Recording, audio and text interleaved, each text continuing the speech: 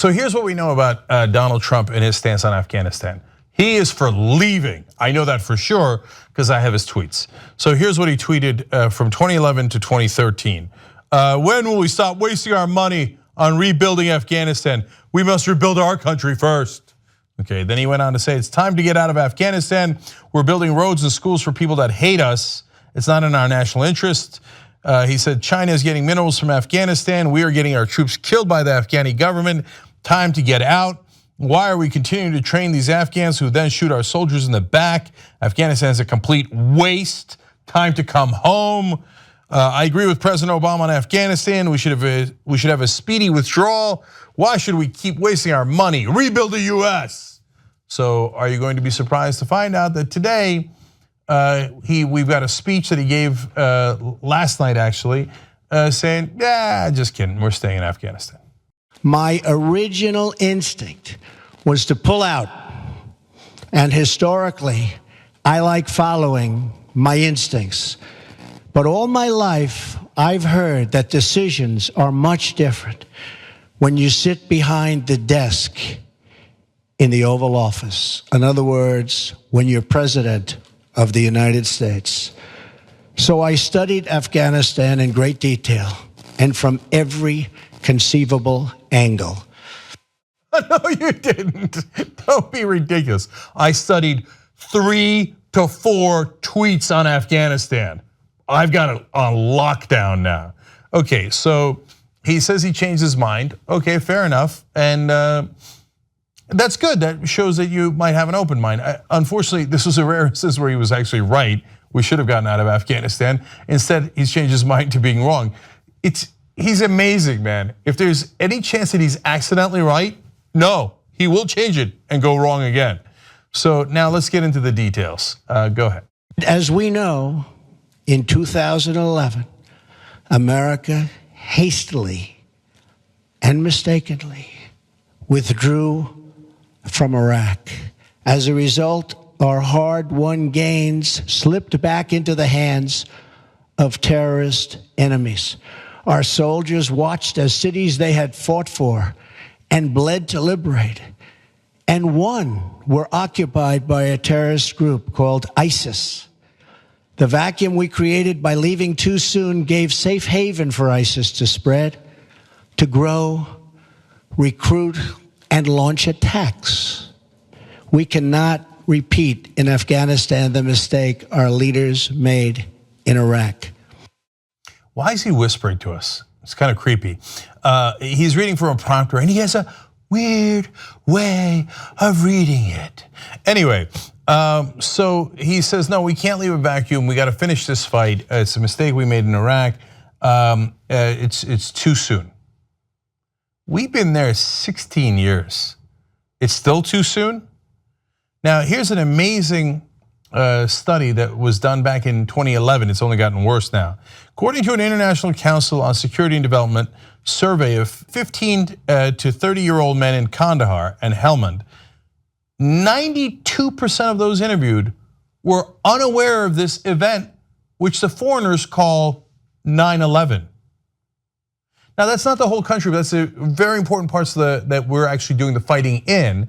And it is a younger population there, but actually 42% of the population there is under the age of 15. Isn't that amazing? 72% of rural Afghanistan is illiterate. They couldn't read about Afghanistan because they can't read. I'm sorry, well, that's true about Afghanistan too, but they can't read about 9/11, I meant. So 92% of them have no idea why we're there. To be fair to them, it's been 16 years. And so we're still fighting this endless war, and now to leave would be too soon? When is it not too soon? 26 years, 36 years? When 99% of the population of Afghanistan has no idea why we're there? Okay, so he's going to continue and try to explain. No one denies that we have inherited a challenging and troubling situation in Afghanistan and South Asia, but we do not have the luxury of going back in time and making different or better decisions. When I became president, I was given a bad and very complex hand, but I fully knew what I was getting into, big and intricate problems. But one way or another, these problems will be solved. I'm a problem solver.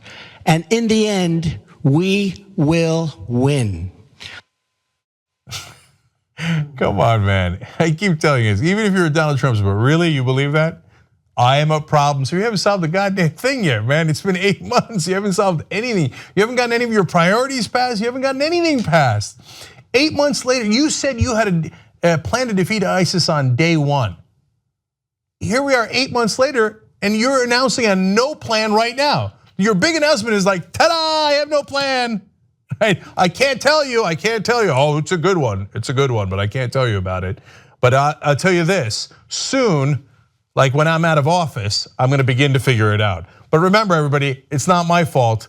I got dealt a bad hand. What could I do? Oh God, he loves to make excuses. He's such a baby. Sad. Let's keep going. A core pillar of our new strategy is a shift from a time-based approach to one based on conditions. I've said it many times, how counterproductive it is for the United States to announce in advance the dates we intend to begin or end military options. We will not talk about numbers of troops or our plans for further military activities. Conditions on the ground, not arbitrary timetables, will guide our strategy from now on. America's enemies must never know our plans or believe they can wait us out. I will not say when we are going to attack, but attack we will. Okay, so America's enemies plus America itself must never know our plans. I am your president in a democracy, but I shall not tell you what my plans are.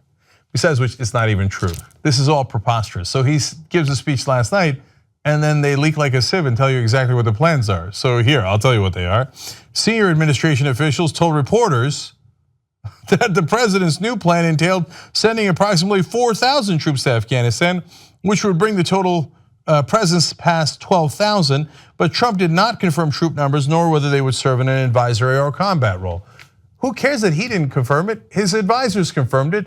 And the Pentagon confirms it. In fact, CNN has an exact number. They're gonna send 3,900 people. We cannot tell our enemies what we're gonna do in important political speeches. We have to wait and leak it a couple of hours later. Okay, here's what James Mattis says. I mean, they're so specific. He says, he's the defense secretary, of course. Several NATO allies have also committed to increasing troop numbers. So apparently we do have a plan. And he says, together we will assist the Afghan security forces to destroy the terrorist hub. One more from Madison in a second, but let's pause there to note that, yeah, of course we have to tell the world what our plan is, because there's 39 allies that we have in Afghanistan. What are we gonna be like? All right, guys, now here's the deal. Let's all huddle up. Can't tell you what we're doing, okay? You go to Kandahar, you go to Helmand, you stay in Kabul, and then, of course, you have to tell people what you're gonna do. That doesn't mean you tell them specific strategy. You're not gonna announce, hey, we're gonna attack in Kandahar in this particular area at this particular time. Of course you wouldn't say that. But that's different than having an overall vision that you lay out for the country and for your allies. And here, this was a speech about no vision, with just vague nonsense talk about, we're gonna win, I'll tell you that right now. I'm gonna figure this thing out and we are gonna win. What the hell does that mean? All right, one more quote from Mattis. It says, Afghanistan is not on the radar of the American people. If you ask people do wanna leave, they'll probably say yes, but are they going to march in the streets for it? No. In other words, that's the defense secretary going, we know you guys don't want this war, the American people. Part of the reason why we're being vague about what we're doing over there, because we know it's unpopular, but it doesn't matter. And we're gonna get away with it. You're not gonna go in the streets, you're not really gonna protest us. So we're gonna keep the endless war going on and on and on. So that brings us to the threats part of Donald Trump's speech. Let's listen. I have already lifted restrictions the previous administration placed on our warfighters that prevented the Secretary of Defense and our commanders in the field from fully and swiftly waging battle against the enemy. Micromanagement from Washington, D.C. does not win battles. They're won in the field, drawing upon the judgment and expertise of wartime commanders and frontline soldiers, acting in real time with real authority and with a clear mission to defeat the enemy. That's why we will also expand authority for American armed forces to target the terrorist and criminal networks that sow violence and chaos throughout Afghanistan. These killers need to know they have nowhere to hide, that no place is beyond the reach of American might and American arms. Retribution will be fast and powerful. Okay, so he's saying, wow, our goal is to defeat the enemy. That does seem really clear and concise. So who's the enemy? So if you say Al-Qaeda, we beat them over a decade ago. There was almost no Al-Qaeda left in Afghanistan. By one report, there was less than 50 members of Al-Qaeda left in all of Afghanistan. We won that war and we stayed anyway. Remember, we had actually went to go after Al-Qaeda that hit us on 9/11. That made sense. We accomplished that mission over a decade ago. And then we stayed and stayed, and now we're fighting ISIS. ISIS didn't even exist when we went to war with Afghanistan. We created it in Iraq, and now we got to deal with it in Afghanistan. How's those perpetual wars turning out for us? Does it look like we're accomplishing any missions there? And then finally, then you have the Taliban, which is neither ISIS nor Al-Qaeda, it's a different group, and they control about half the country. So what are you gonna do, regain the entire country? How are you gonna do that? So an analyst from Afghanistan says, and this is graphic 40, guys, Mr. Trump only emphasized winning the war militarily, but if a military solution to the war could have been possible, this should have been achieved with the presence of 150,000 troops. So think about that. It's such a great point. We already had at a different time 150,000 troops in Afghanistan, and we still couldn't regain the whole country. The Taliban still held a giant chunk of it. Now Trump is claiming that with 12,000 troops in advisory roles, we're going to somehow defeat the whole enemy and we're going to wipe them all out. Preposterous. He doesn't even believe that. He's just BSing you like he always has. One more statement of bravado here. Ultimately, it is up to the people of Afghanistan to take ownership of their future, to govern their society, and to achieve an everlasting peace. We are a partner and a friend, but we will not dictate to the Afghan people how to live or how to govern their own complex society. We are not nation building again. We are killing terrorists. Okay, so it's easy to say, I don't want a nation built. Okay, but as Colin Powell once famously said, if you broke it, you buy it.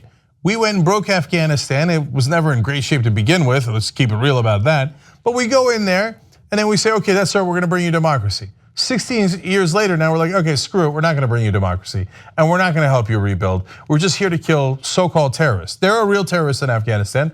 And then, okay, well, how about the guys that control 60% of the country? We're gonna kill them all.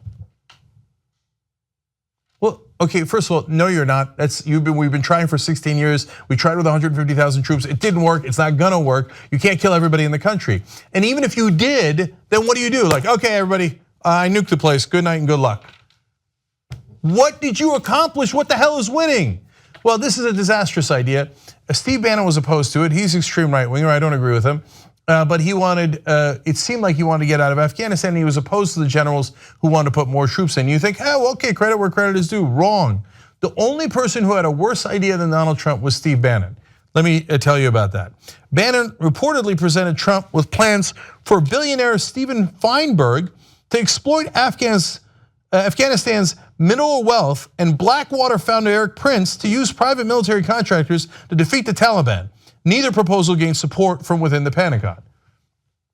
So the only other proposal that Trump was considering was, well, maybe we just hand over the military to private mercenaries so they can make a profit off of war and bring in an American billionaire to go steal the minerals of Afghanistan. I bet they won't fight us harder then. No, we're here to steal from you. Don't worry about it, stop fighting us.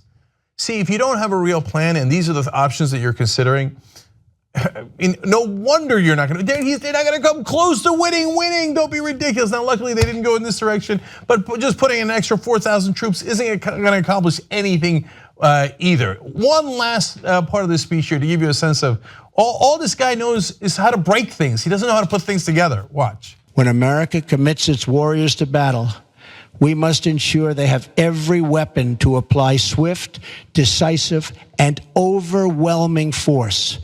Our troops will fight to win. We will fight to win.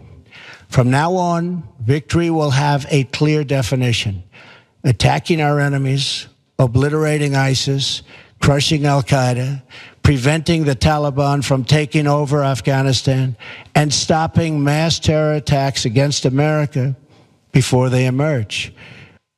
That's your definition of clear victory? We're going to obliterate ISIS altogether. We're going to eliminate al-Qaeda. We're going to make sure the Taliban can't take over any part of Afghanistan and eliminate all terrorist attacks against the United States. Do any of you believe in those fairy tales? And if you do, you know what he's telling you? We're never going to stop the war. During the campaign, when I told you I was against the war and I wanted to bring our troops home, I was lying. I never meant it. No, we're gonna stay in a perpetual state of war because I just defined victory as eliminating every terrorist in the world.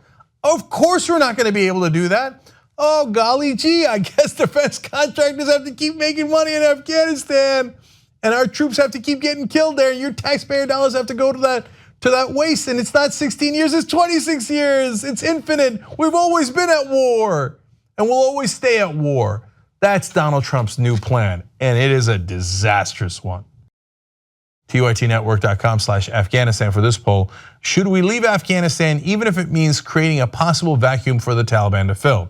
Again, I framed it in as conservative way as I could. That's not the only option, but even if you thought the Taliban is going to fill that vacuum, are you still in favor of leaving Afghanistan? I'm curious what you guys think. That's why we're asking you.